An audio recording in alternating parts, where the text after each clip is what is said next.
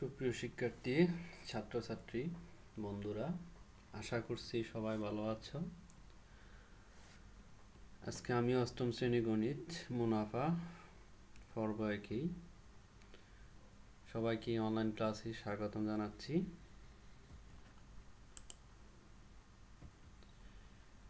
আমার পরিচয় মিজানুর রহমান মিজান, বিএসসি, সহকারী শিক্ষক, গণিত বিজ্ঞান আইসিটি, বীর মুক্তিযোদ্ধা সৈয়দ আহমদ আদর্শ উচ্চ বিদ্যালয়, কক্সবাজার। আমার ফোন নাম্বার, ইমেল নাম্বার দেওয়া আছে। যদি কখনো প্রয়োজন মনে করো, তোমাদের এমার্জেন্সি যদি কোনো দরকার হয়, যোগাযোগ করতে পারো। আজকে আমরা যে বিষয় নিয়ে কথা বলবো, আজকের আলোচ্য বিষয় অষ্টম শ্রেণী গণিত, দ্বিতীয় অধ্যায় মুনাফা। ঠিক আছে, তাইলে শুরু করা যাক। আমরা দেখতে পাচ্ছি অষ্টম শ্রেণী গণিত তৃতীয় অধ্যায় মুনাফা 2.1।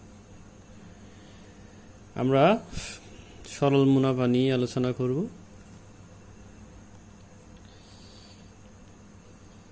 তাহলে আমরা সরল মুনাফা নিয়ে আলোচনা করব।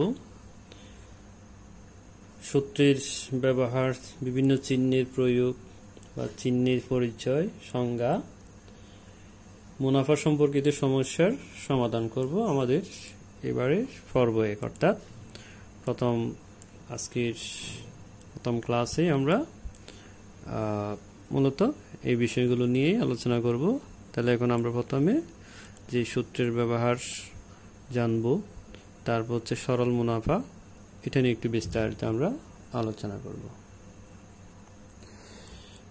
প্রথমে আমাদের মুনাফা বুঝতে হলে আগে যে বিষয়টা জানতে হবে সেটা হচ্ছে বিনিয়োগ। জানতে হবে আমাদের 1 নম্বর পয়েন্ট, বিনিয়োগ।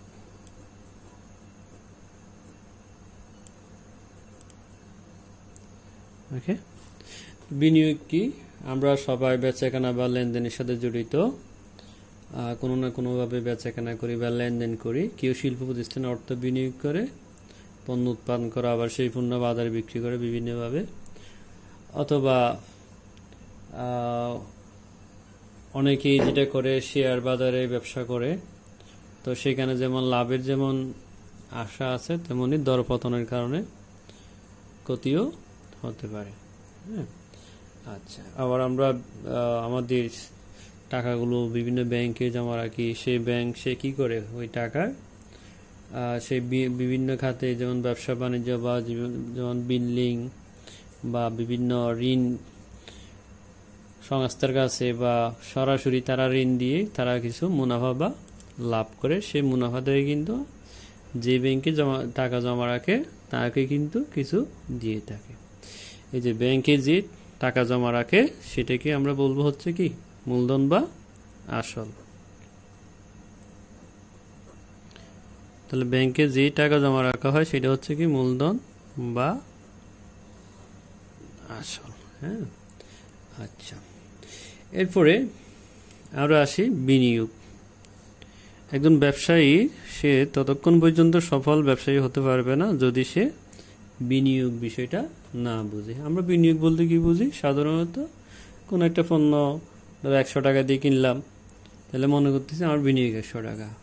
না, এটার জন্য আমার ধরো আমি যদি একটু দোকানে বিক্রি করি, দোকান ভাড়া আছে, পরিবহন খরচ আছে, এরপরে বিদ্যুৎ বিল বা দোকান ভাড়া বা ইত্যাদি অনেক খরচ আছে। সবগুলো খরচ মিলিয়ে যে খরচ, এটাকে বলবো আমরা হচ্ছে প্রকৃত খরচ। এই প্রকৃত খরচ প্লাস তোমার ক্রয় মূল্য।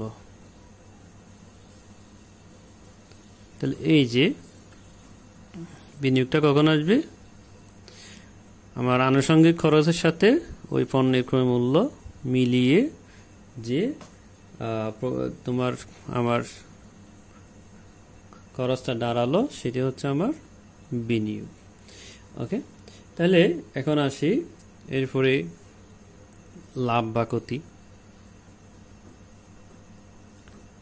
লাভ বা লোকসান বা ক্ষতি লিখি। আচ্ছা, লাভ আর ক্ষতি কখন হয়? তা লাভ ক্ষতি বুঝতে গেলে আমাদের কি লাগবে? আগে দেখতে হবে অবশ্যই পণ্যের ক্রয় মূল্য। ক্রয় মূল্যের চেয়ে যদি বিক্রয় মূল্য বেশি হয়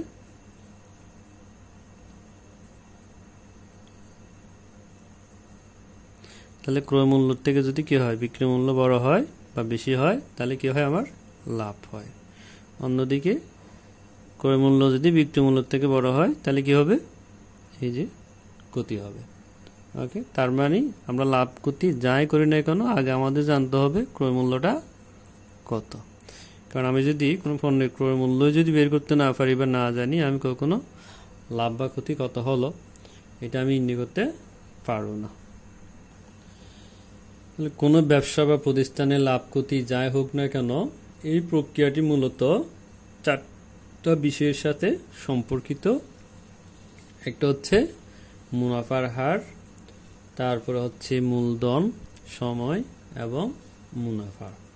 ওকে, প্রথমে দেখি মূলধন বা আসল। আমরা তো বলেছি ব্যাংকে যে টাকা জমা রাখা হয় তাকেও আমরা বলবো হচ্ছে মূলধন বা আসল। যেটা আমরা সূত্রের সাহায্যে অঙ্ক করব, তারা দিয়ে করা যায়।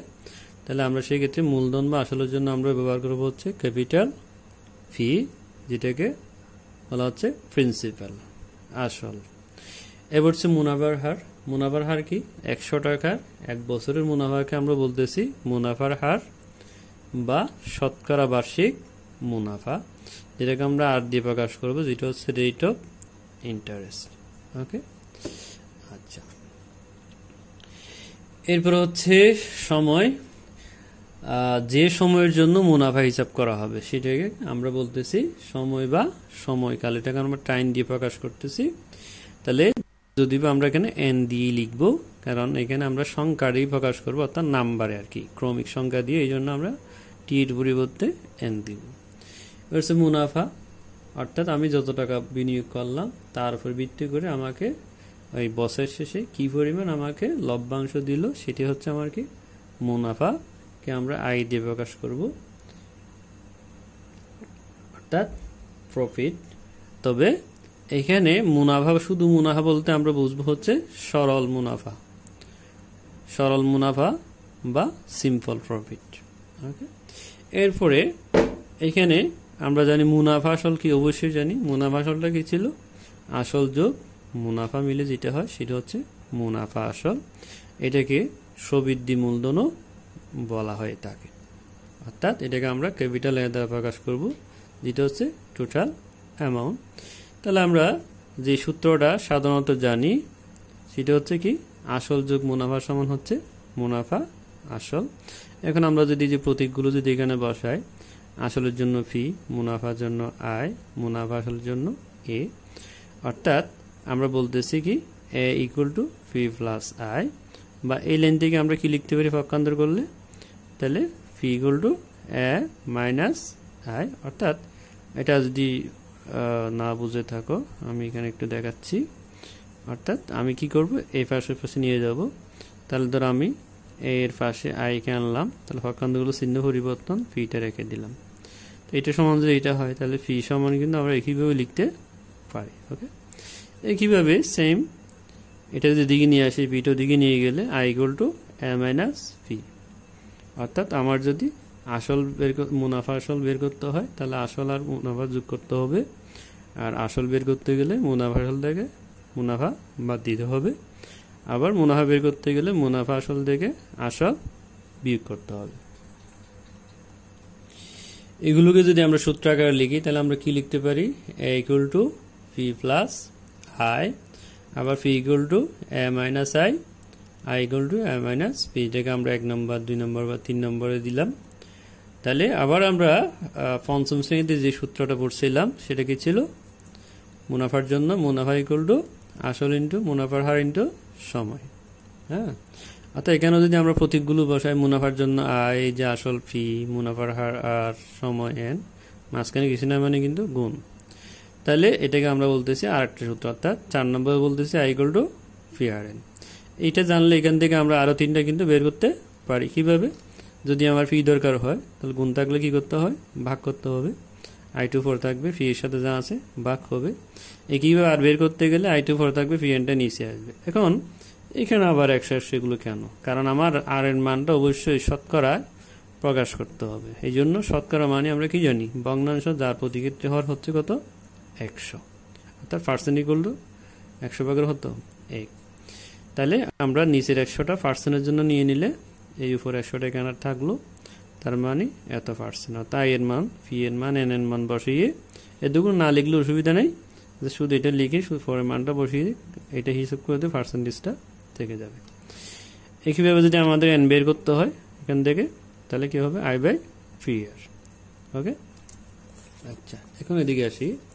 তাহলে আমরা একটু আগে কি বলছিলাম? এ ইকুয়াল টু ওই যে আগে ফি প্লাস আই, এটা যদি 1 নম্বর বলি। আবার আর একটা কি পড়ছি? I equal to P R N.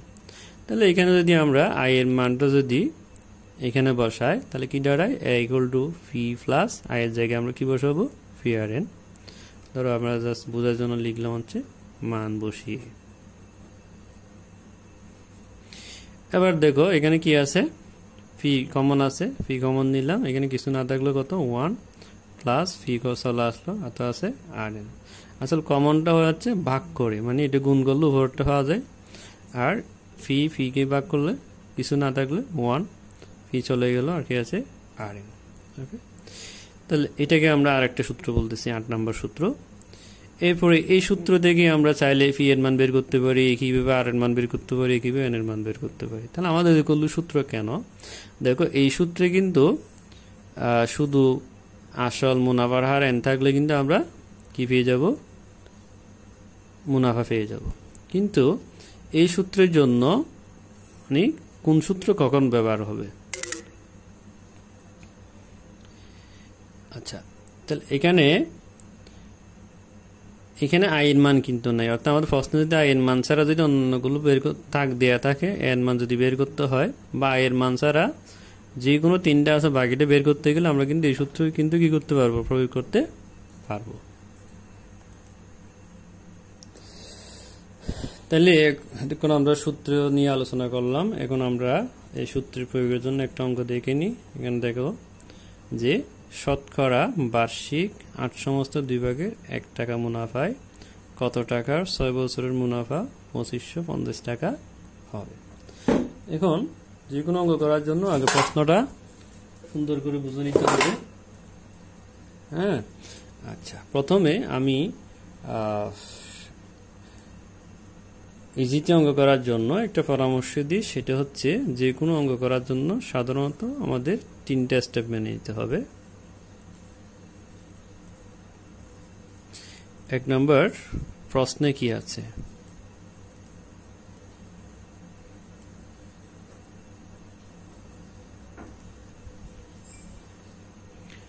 তারপরে 2 নম্বরে যেটা করতে বলি সেটা হচ্ছে কি করতে হবে, কি চাইছে।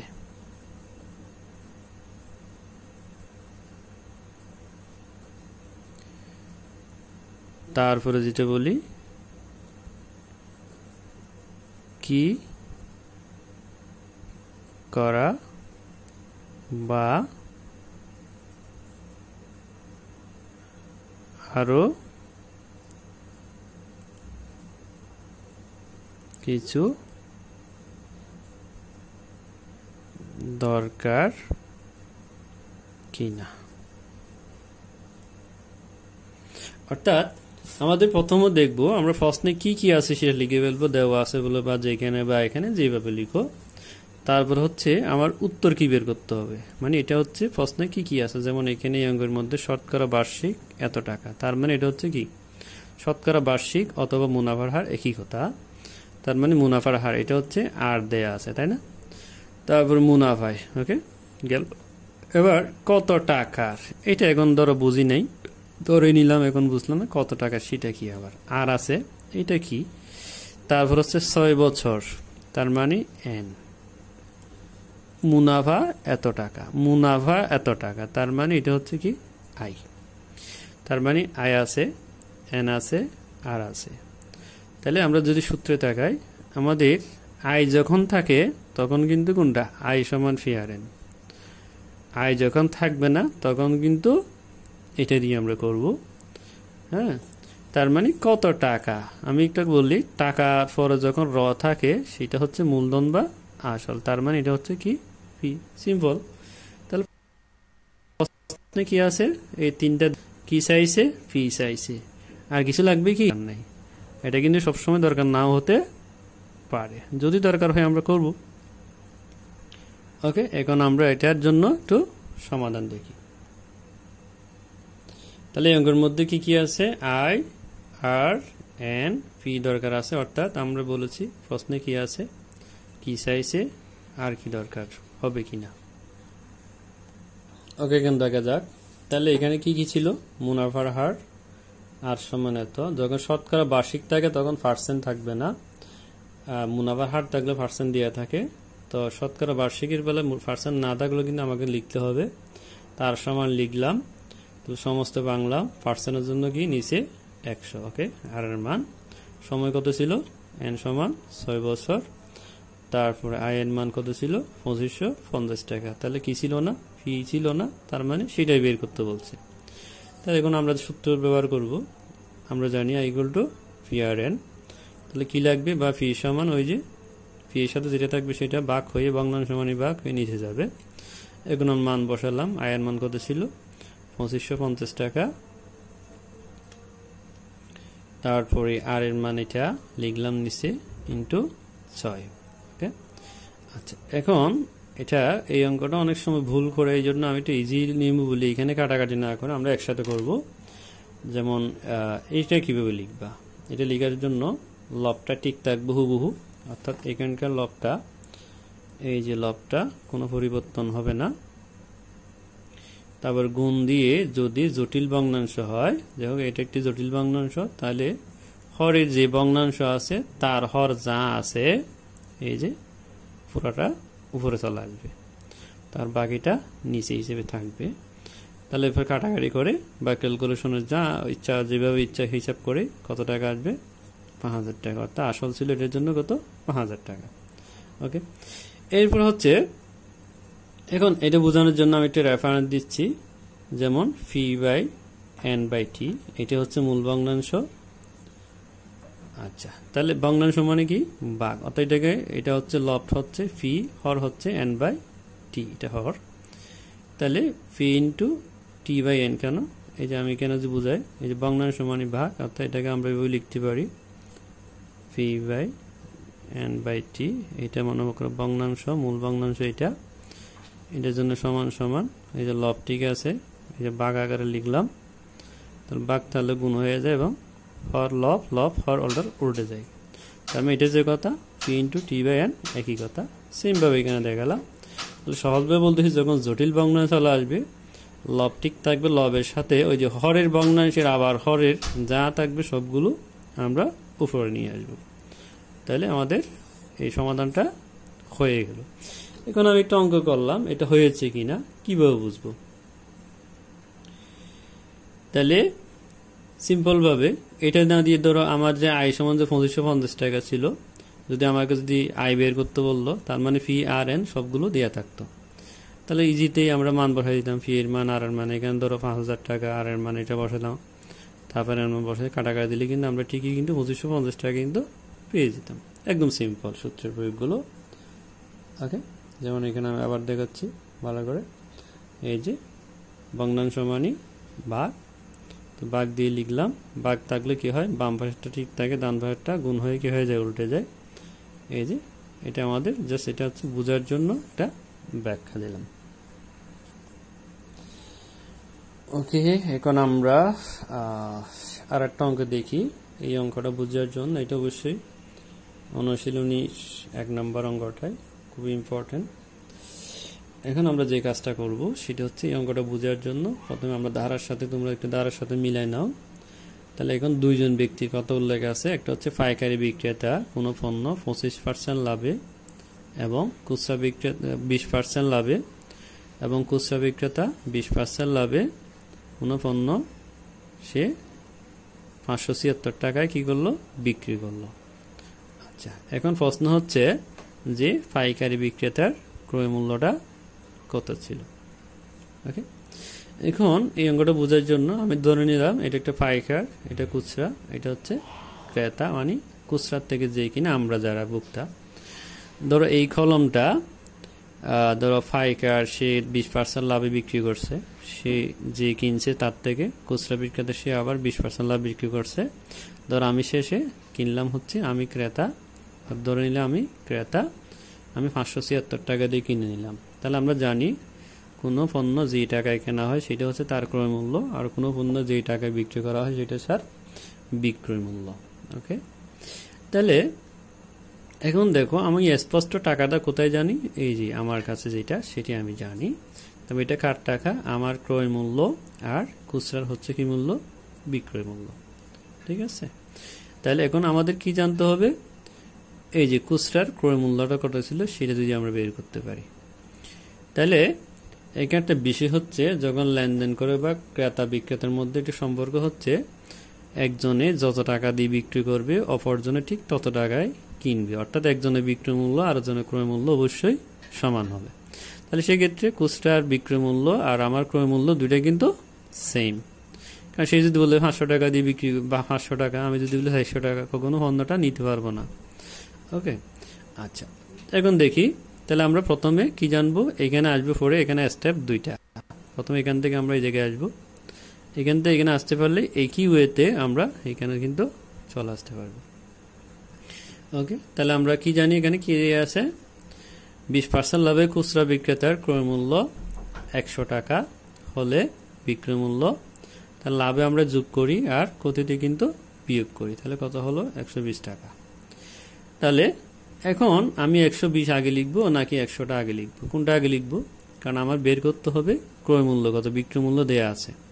তাই এই জন্য প্রশ্ন করার লেখার সময় কি করতে হয়, সমাধান করার সময় অবশ্যই যা বের করব সেটা বাক্যের শেষে বা ডান দিকে থাকে। তাহলে বিক্রয় মূল্য আগে, ক্রয় মূল্য পরে। কেন, ওই যে আমার যেটা বের করতে হবে, অর্থাৎ খুচরা বিক্রেতার বিক্রয় মূল্য 120 টাকা হলে ক্রয় মূল্য 100 টাকা। এবার 1 টাকা হলে কমে যাবে, ভাগ হবে, আর 576 টাকা হলে গুণ হবে, ভাগ হলে নিচে আর গুণ হলে উপরে। ওকে, 480 টাকা। তবে এখানে একটা বিষয় হচ্ছে, অনেক সময় অনেকে এই 100 আর 120-এর মধ্যে উলট পালট মানে জগা খিচুড়ি বানিয়ে ফেলে। সেক্ষেত্রে আমি বলি যে এই 100 থেকে এটা দূরত্ব কম, এই জন্য এটা লব হবে, এর দূরত্ব অনেক বেশি, এই জন্য এটা হরা, অর্থাৎ সাধারণত দৌড়াদৌড়ি দিলে জায়গায় আগে আসবে সেই লবের জায়গায়, যে ফর আসবে সে বাকি জায়গায় আসবে, সেম যেটা তোমরা ফাইভই বেশি ভুল করতা। ওকে, তাহলে কত পেলাম, কাটাকাটি দিয়ে 480 টাকা। এখন তাহলে আমি এটা পেয়ে গেছি, এর ক্রয় মূল্য হচ্ছে 480 টাকা। তাহলে এটা জানার সাথে আমরা আরেকটা কি জানলাম, অবশ্যই এটার পাইকারি বিক্রয় মূল্য, এর বিক্রয় মূল্য 480 টাকা, কারণ এই বিক্রি করছে বলে কিন্তু ক্রয় করতে পারছে। আচ্ছা, তাহলে আমরা লিখলাম যে যেহেতু পাইকারি বিক্রেতার বিক্রয় মূল্য সমান খুচরা বিক্রেতার ক্রয় মূল্য, অর্থাৎ পাইকারে যত দামে বিক্রি করবে খুচরা তত দামে ক্রয় করবে। তাহলে সুতরাং আমরা কি বলতে পারি, পাইকারি বিক্রেতার বিক্রয় মূল্য 480 টাকা। এবার পাইকারের ক্রয় মূল্য বের করবো, সেম এই পার্সেন্টেজটা কারো কম বেশি হয়ে থাকতে পারে, একই ওয়ে 10%, 15%, 25% ভিন্ন হতে পারে, এটা কোনো সমস্যা না। অর্থাৎ ক্রয় মূল্য 100 টাকা হলে বিক্রয় মূল্য হচ্ছে কত, 120 টাকা। তাহলে এর জন্য ক্রয় মূল্য বের করবো, এই জন্য এটা শেষে। তাহলে পাইকারি বিক্রয় মূল্য 120 টাকা হলে ক্রয় মূল্য 100 টাকা, 1 টাকা হলে কমে যাবে, 480 টাকা হলে বেড়ে যাবে।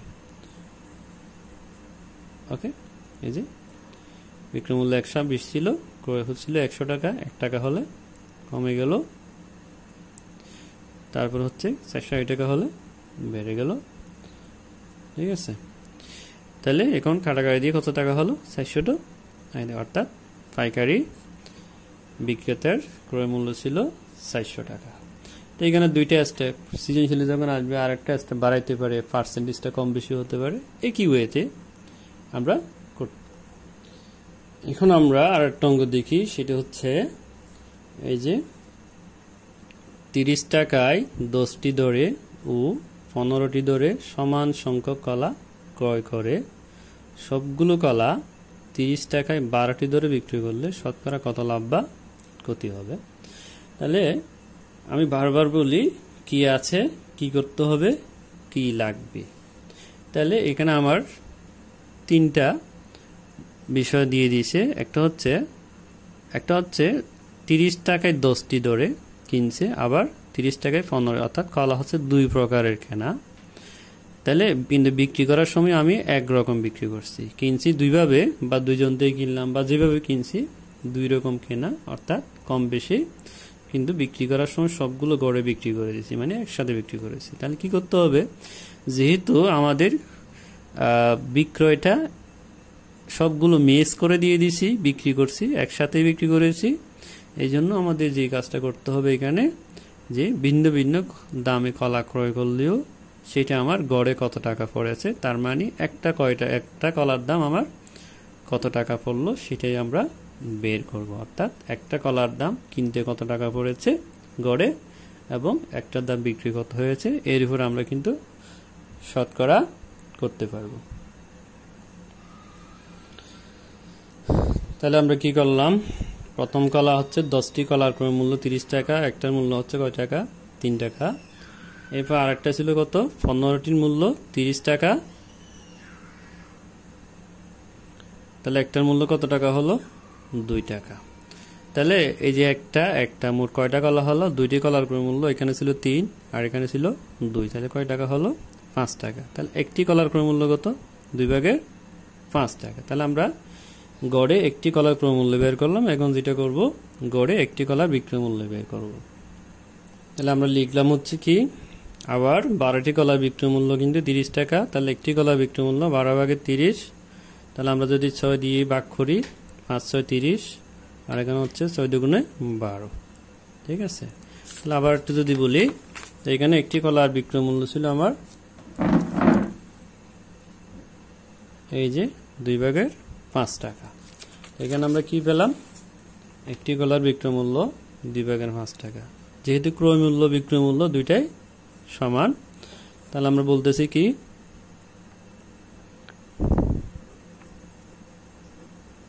যেহেতু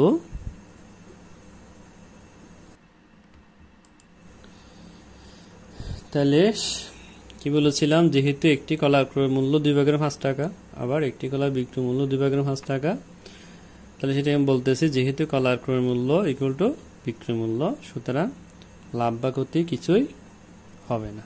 অর্থাৎ লাভ বা ক্ষতি হচ্ছে কত পার্সেন্ট, 0%, অর্থাৎ লাভ ক্ষতি কিছুই নাই। ওকে, তো ধন্যবাদ সবাইকে। পরবর্তী পর্ব দেখার জন্য সবাইকে আমন্ত্রণ জানাচ্ছি। আশা করি তোমরা বুঝতে পেরেছো এবং ভালো লেগেছে। তো তোমরা ধারাবাহিকভাবে তোমাদের ক্লাসগুলো খেয়াল করবা। আশা করি আমি তোমাদের কিছুটা হলেও উপকারে আসতে পারছি বলে আমি মনে করি। ধন্যবাদ সবাইকে।